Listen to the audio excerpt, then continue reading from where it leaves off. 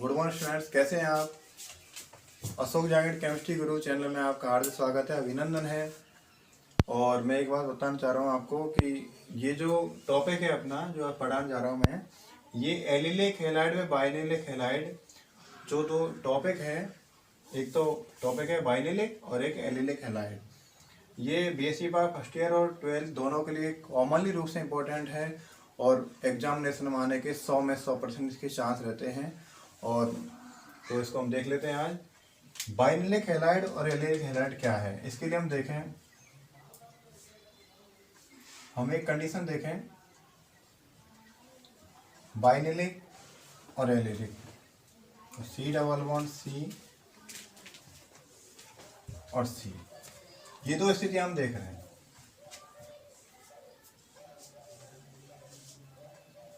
इसमें कार्बन की वैलेंसी इस तरह से हम देखें तो आप देख पा रहे हैं कि यहाँ पर कार्बन सबसे पहले मैंने स्थिति लगाई, उसमें आपको देखना पड़ेगा कि ये कार्बन कैसा है, डबल बॉन्डेड कार्बन है, क्लियर कर लो आप। और ये कार्बन सिंगल बॉन्डेड है, इसको हम बोलेंगे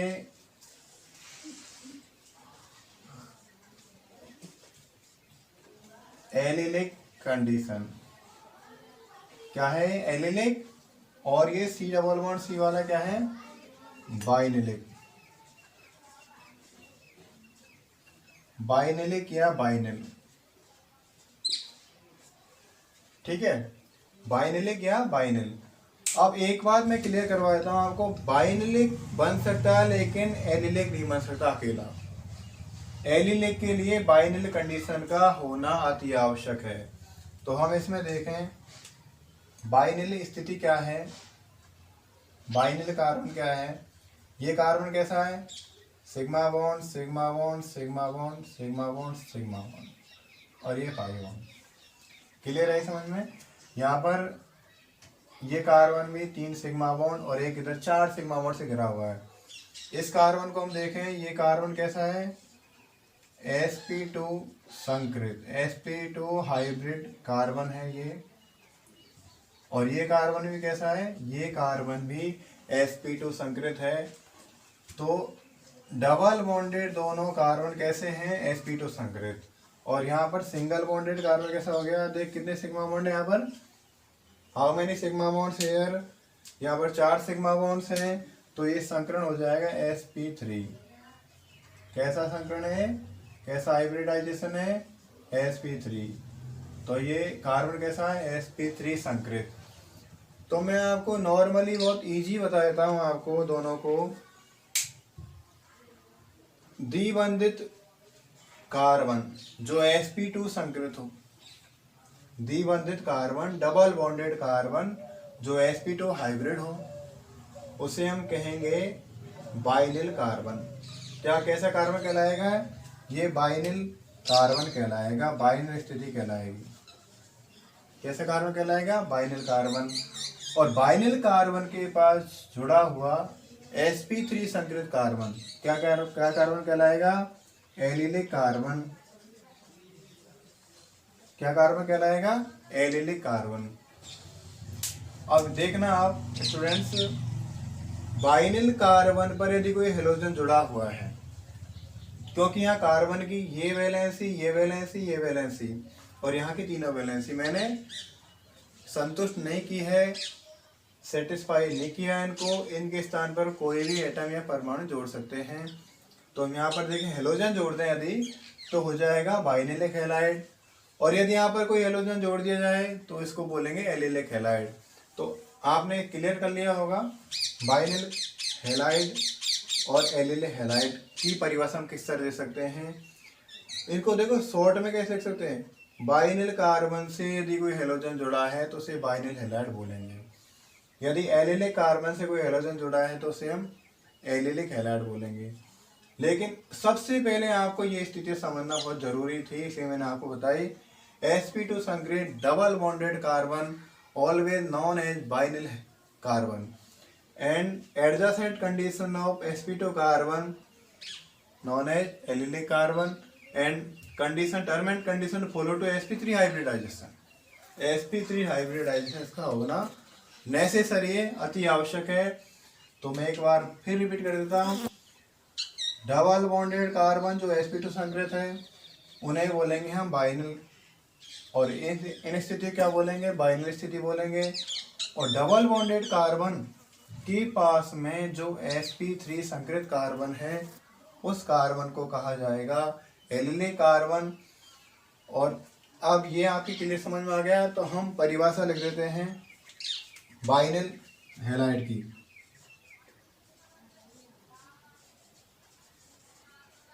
बाइनल हैलाइड, तो परिभाषा में क्या हो जाएगा, डेफिनेशन में बाइनल हैलाइड में बाइनल कार्बन पर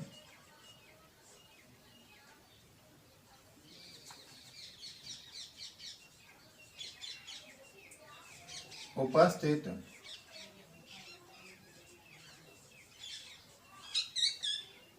हैलोजन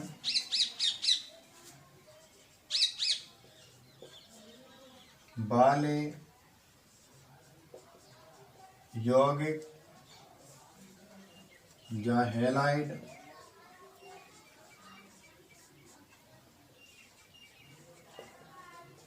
बाइनल हैलाइड कहलाते हैं। बाइनल कार्बन पर उपस्थित हैलोजन वाले यौगिक या हैलाइड क्या कहलाते हैं, बाइनल हैलाइड कहलाते हैं। बहुत ही मैंने इजी परिभाषा दी है क्योंकि हम इस बात को जान चुके हैं बाइनल कार्बन क्या है। sp2 इसको हम एक अदर परिभाषा के रूप में डिफाइन करें तो कैसे कर सकते हैं,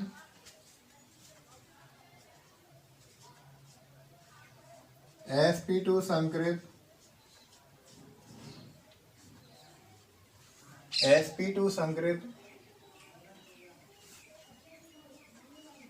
द्विबंधित मतलब डबल बॉन्डेड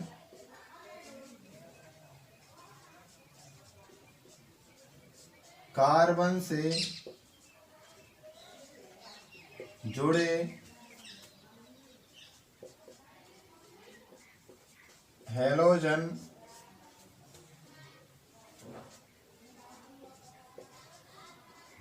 परमाणु युक्त यौगिक हैलाइड बोल देता हूं, हैलाइड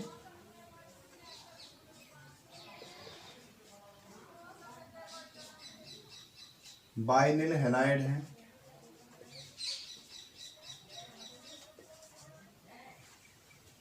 क्लियर हुई? मैंने इसको दो भागों में डिवाइड कर दिया, दो परिभाषा हम दे चुके हैं। आपको जो परिभाषा इजी लगे, अच्छी लगे, आप वो कर सकते हैं, कोई प्रॉब्लम नहीं आएगी। अब इसका एक एग्जांपल देखें बाइनल का।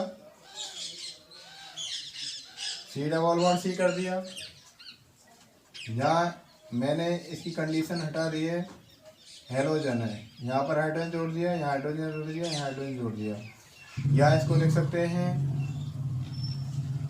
X CH double bond CH2, तो हो जाएगा बाइनल हैलाइड। क्या हो जाएगा ये, बाइनल हैलाइड। क्लियर हुई मेरी बात? अब देखो बाइनल के बाद हम बात करते हैं एलिलिक हैलाइड की। मैं तो मिटा देता हूँ थोड़ा सा, मैं दोबारा बताता हूँ। बाइनल कार्बन पर उपस्थित हैलोजन वाले यौगिक या हैलाइड क्या कहलाते हैं, बाइनल हैलाइड कहलाते हैं। या हम सेकंड में बात करें sp2 संकरित द्विबंधित कार्बन से जुड़े हैलोजन परमाणु युक्त हैलाइड क्या कहलाते हैं, बाइनल हैलाइड कहलाते हैं।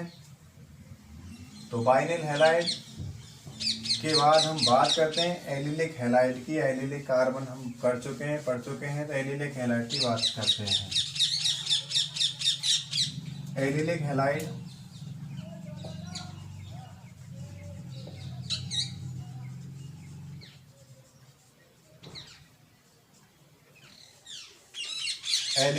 में देखें परिभाषा, बाइनल कार्बन के पास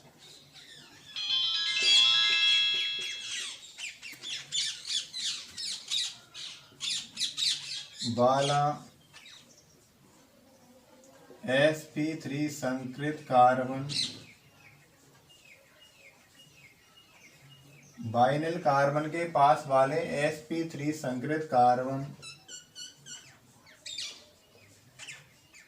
पर उपस्थित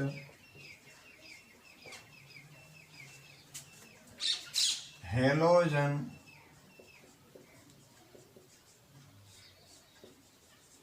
युक्त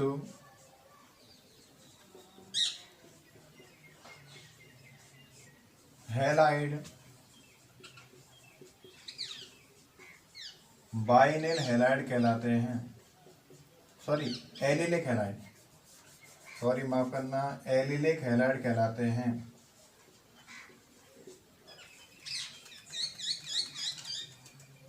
एलिलिक हैलाइड